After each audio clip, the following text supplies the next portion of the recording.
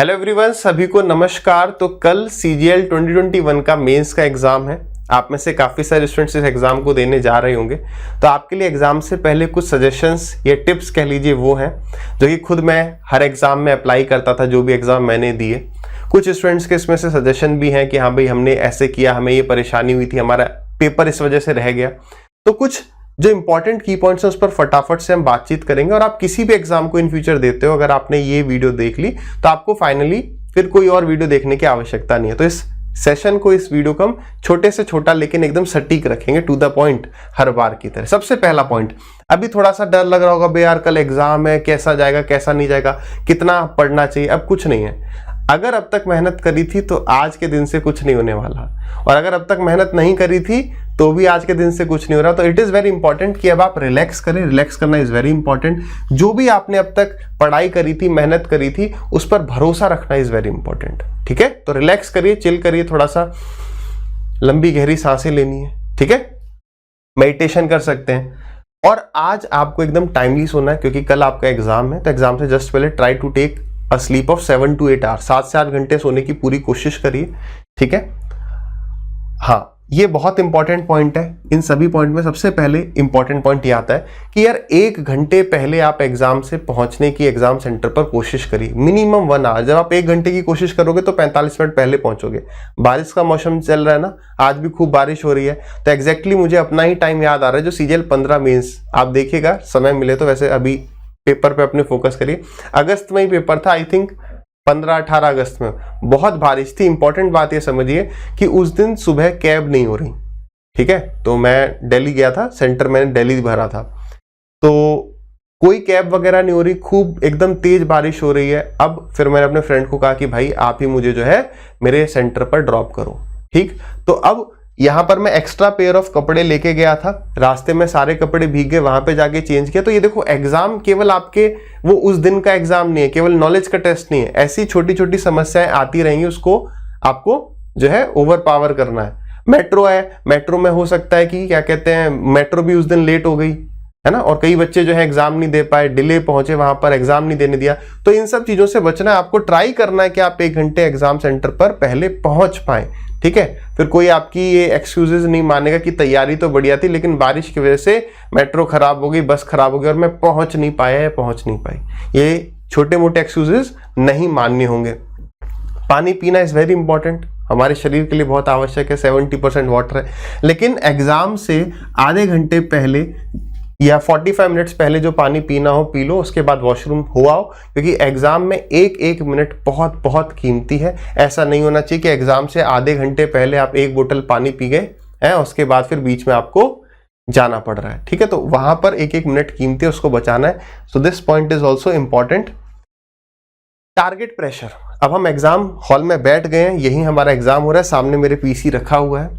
तो अब एग्जाम में जैसे आप पहुंच चुके हैं, इस टारगेट के प्रेशर को निकाल दो कि मेरे को मैथ में 190 प्लस लाने हैं और इंग्लिश में 200 प्लस लाने हैं नॉर्मलाइजेशन के बाद।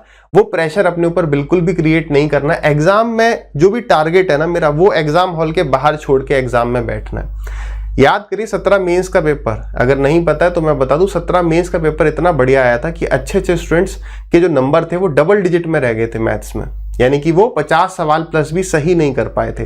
तो होगा क्या, आपको अपने तैयारी पे भरोसा रखना चाहिए। ऐसा थोड़ी यार, अगर मैं टारगेट बना के हूं, लेट अस सपोज 160 नंबर है, मतलब कि 80 सवाल मुझे करने हैं, तो उसके बाद मैं रुक जाऊंगा।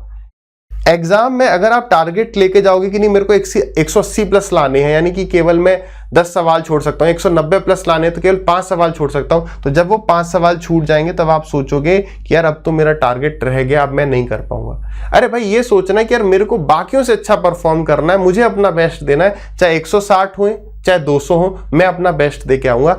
टारगेट हम एग्जाम से पहले या एग्जाम हॉल के बाहर ही छोड़ के अंदर जाएंगे। This point is very very important. ठीक, नेक्स्ट, स्पीड ब्रेकर मिलेंगे आपको। अब एग्जाम हॉल में कौन से स्पीड ब्रेकर मिलेंगे, तो आपको पता है, आपने प्रीवियस ईयर के पेपर्स देखे होंगे, मॉक टेस्ट लगाए होंगे कि 100 के 100 सवाल हमें मुश्किल नहीं मिलेंगे, 5-10 सवाल हमें थोड़े मुश्किल या चैलेंजिंग मिलेंगे। तो वो आपको स्पीड ब्रेकर का काम करेंगे। जो स्पीड ब्रेकर को जितनी जल्दी छोड़ के आगे बढ़ जाएगा, यानी स्किप जितनी जल्दी सवाल को कर जाएगा, वो उतनी जल्दी पेपर को करके फिर से उन सवालों को करेगा जो दिक्कत परेशानी कर रहे थे। साथ ही साथ इस बात को समझिए, जो सवाल आप छोड़ते हो वो दो टाइप में या दो कैटेगरी में आप डिवाइड कर सकते हो।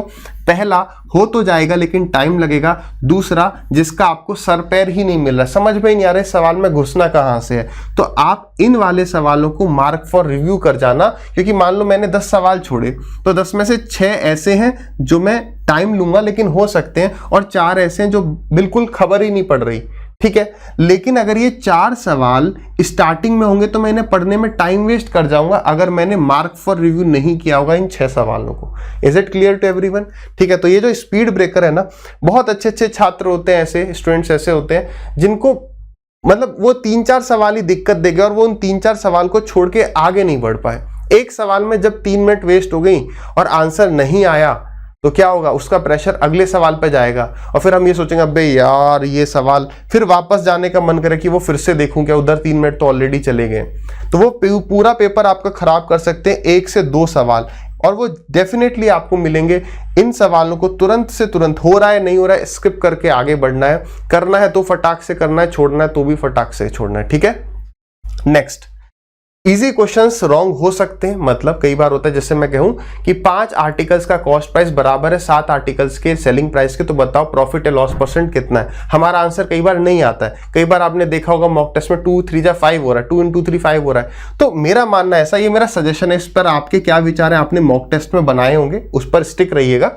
मेरा विचार यह है कि जब भी आपका आसान सवाल गलत हो रहा है ना, तो आप उसे क्रॉस चेक मत करो कि मैंने कैलकुलेशन में कहां मिस्टेक करी, क्योंकि अगर आपका सब दिमाग 2 3 5 कर ही रहा है ना, तो आप चेक करोगे तो भी वो सही पड़ जाएगा। तो आप ऐसा कर सकते हो, 1-2 सवालों का ब्रेक दो, आराम से, कोई लोड नहीं लो, फिर आके वापस इस पर आ जाओ, एक बार फिर से सॉल्व करो। It's better not to recheck, it's better कि आप सॉल्व कर जाओ। अदरवाइज अगर आप तभी उसको निपटाना चाह रहे हो तो आप फिर से सॉल्व करो एकदम ठंडे दिमाग से, ठीक है। और कुछ सजेशंस हैं जो यहाँ पर नहीं लिखे हैं, वो ये हैं कि कई बार क्या होता है, वो आपसे डायमीटर पूछता है, हम रेडियस निकाल के टिक कर देते हैं। अगर लंबे सवाल हैं, कैलकुलेटिव सवाल हैं, जहां पर आपको कैलकुलेशन ज्यादा करनी पड़ी है या 2-3 स्टेप है, तो वहां पर एक बार देख जाना है कि आखिरी लाइन में वो हमसे पूछ क्या रहा था, है ना। कई बार होता है हमसे रेट पूछता है, लेकिन इफेक्टिव रेट फॉर 2 ईयर्स पूछा था, हमने 1 साल का 8% निकाला, और आप अधिकतर देखेंगे वो गलत ऑप्शन ए ही दे देगा 8%। वो 2 साल का नेट रेट पूछ रहा था, तो option number D 16 is the correct answer. 2 साल का सिंपल इंटरेस्ट के हिसाब से, ठीक है। तो इन छोटी छोटी बातों का ख्याल रखिएगा। एग्जाम कैसा जाएगा, बहुत बढ़िया जाएगा। अपना बेस्ट देना है, do your best, leave the rest. तो आपको, आप सभी के एग्जाम के लिए ऑल द वेरी बेस्ट।